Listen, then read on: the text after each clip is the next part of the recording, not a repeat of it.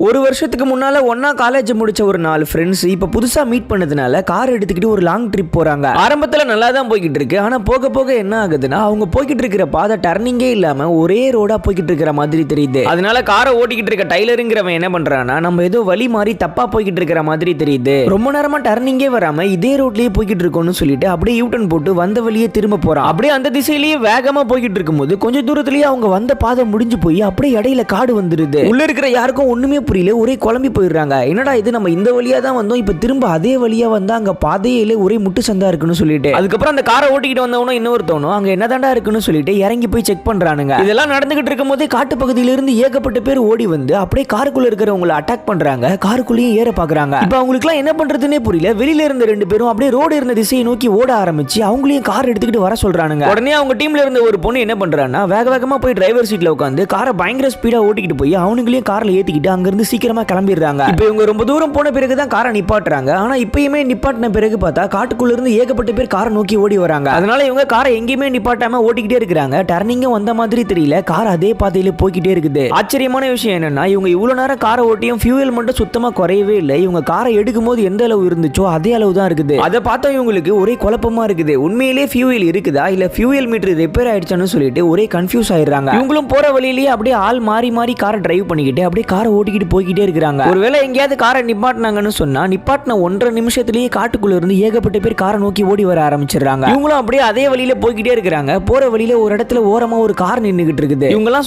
சொல்ல கேட்காம ஒருத்த மட்டும் இறங்கி போய் அந்த காருக்குள்ள செக் பண்ணி பார்க்கறான். பார்த்தா காருடைய ஓடோமீட்டர்ல அந்த காரு 9,99,999 கிலோமீட்டர் ஓடி இருக்குது. ஒரு காருடைய ஓடோமீட்டர் 10 லட்சம் கிலோமீட்டர் ஓடுற மாதிரி தான் ரெடி பண்ணிருப்பாங்க. சரி இவங்க திரும்பவும் அவங்களுடைய கார் எடுத்துக்கிட்டு அதே வழியில போக ஆரம்பிக்கிறாங்க. போற வழியிலேயே என்ன ஆகுதுன்னா அந்த காரை ஓட்டிக்கிட்டு இருந்தவங்க மட்டும் கீழே இறங்கிட்டு திரும்பவும் நான் காருக்குள்ள ஏற மாட்டேன், நான் இங்கே இருந்துடுறேன், நீங்க மட்டும் போங்கன்னு சொல்லிடுறான். அதனால இந்த பொண்ணும் போய் அவனை கூப்பிட்டு பாக்குறா. ஆனா அவன் வரா மாதிரி தெரியல. இன்னும் கொஞ்ச நேரம் இவங்க இங்க இருந்தாங்கன்னா அவங்க வேற ஓடி வந்துருவாங்க. அதனால வேற வழி இல்லாம இவங்க 3 பேர் மட்டும் கார் எடுத்துக்கிட்டு அங்க இருந்து கிளம்பிடுறாங்க. இவங்களும் காரை ஓட்டுறாங்க. அந்த பாதை முடிகிற மாதிரியும் தெரியல, டர்னிங் வர மாதிரியும் தெரியல, அப்படியே போய்கிட்டே இருக்குது. இன்னொரு ஆச்சரியமான விஷயம் என்னன்னா இவங்க யாருக்குமே சுத்தமா பசிக்கவும் இல்ல. ஒரு கட்டத்துல அந்த பொண்ணும் இன்னொருத்தனும் கூட விரக்தி ஆகி போய் அந்த காட்டு பகுதியிலேயே காரை விட்டு கீழே இறங்கிடுறாங்க. கடைசியில இந்த சைனாக்கார மாதிரி இருக்கக்கூடிய இவன் மட்டும் அந்த காரை ஓட்டிக்கிட்டு அப்படியே கிவ் அப் பண்ணாம போய்கிட்டே இருக்கிறான். அந்த பாதையே முடியாம அப்படியே போய்கிட்டே இருக்குது.